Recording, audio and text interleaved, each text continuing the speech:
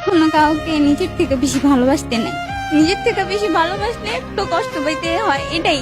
কষ্টটা কোথা থেকে পেয়েছেন? প্রিয় মানুষের কাছ থেকে। প্রিয় মানুষের কাছ থেকে কষ্ট পেয়েছেন কতদিন আগে? বেশি দিন হয় নাই। আসলে আমাদের রিলেশনের বিয়ে, আমার একটা পাস্ট আছে, খুব ভয়ঙ্কর একটা পাস্ট। ও সবটা যাই না আমার বিয়ে করছে।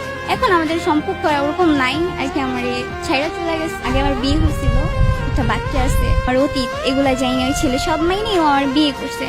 এখন ওর ফ্যামিলির কারণে নাকি আমার ছেড়ে চলে যেতেছে। ও আমার সাথে 2 বছরের সম্পর্ক, আমাদের 9 মাস হয়েছে বিয়ে হয়েছে। ওরে পাওয়ার জন্য আমি অনেক কিছু করছি, আগে আমার করার প্রয়োজন। ও আমার ভুল বুঝছে, যে ওরে আমি যে কারণে ভুল বুঝুক না কেন, ও ছেড়ে চলে গেছে। এখন ওর একটাই কথা, আমার ফ্যামিলি মানবে না। তো এটা তো ওর আগে জানা উচিত ছিল আমার জীবনে। আমি ওরে, ও যখন আমার জীবনে আসে ওরে আমি বলছি সমাজ এটা মানবে না, এটা কখন কেউই মানবে না। তখন বলছে দরকার হলে সমাজের বাইরে চলে যাব।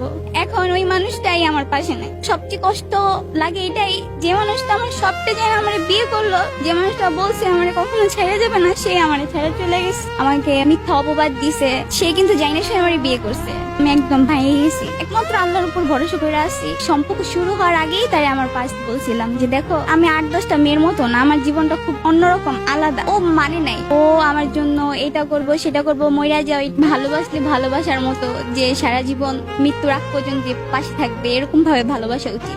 মাঝপথে হাতটা ছাড়বে না। কখনো কাউকে নিজের থেকে বেশি ভালোবাসতে নেই। নিজের থেকে বেশি ভালোবাসলে একটু কষ্ট পাইতে হয়, এটাই।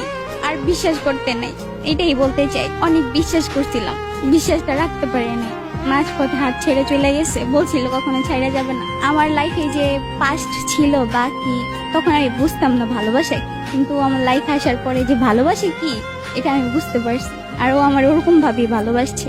অনেক যত্ন করতো, কেয়ার করতো, সবসময় দেখাইতো অনেক ভালোবাসে, অনেক ভালোবাসে। এটাই আমি অন্ত ছিলাম।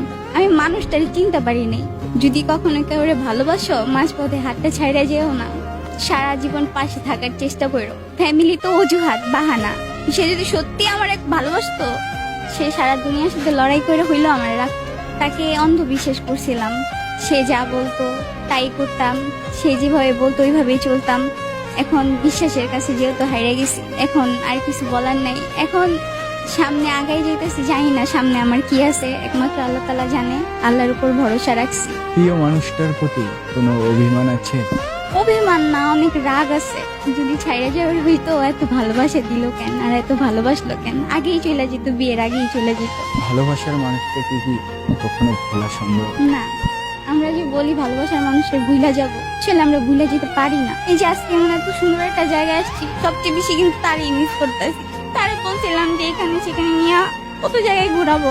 সে আমারে বলছিল আমার এই নিয়ে সে ঘুরবে, তার সাথে একসাথে ঘুরবো। কিন্তু সেই মানুষটা আমার পাশে নেই। এখানে আসার কথা তারে নিয়েছিল, অনেক বলছি যাও, নিয়ে যাও। তাকে ছাড়া কি জীবনটা নতুন করে সাজানো সম্ভব? না, আমার জীবন আর, সবাই বলে যে সামনে আগাও, নতুন করে জীবন শুরু করো। কিন্তু কেউ যদি কাউরে সত্যিকারের ভালোবাসে ভাইয়া মন থেকে, সে কখনই পারে না নতুন করে জীবন শুরু করতে। মায়া জিনিসটা খুব খারাপ। মানুষ চলে গেলেও মানা যায়, মানুষের স্মৃতি, মানুষের মায়া, এগুলো ভোলা যায় না।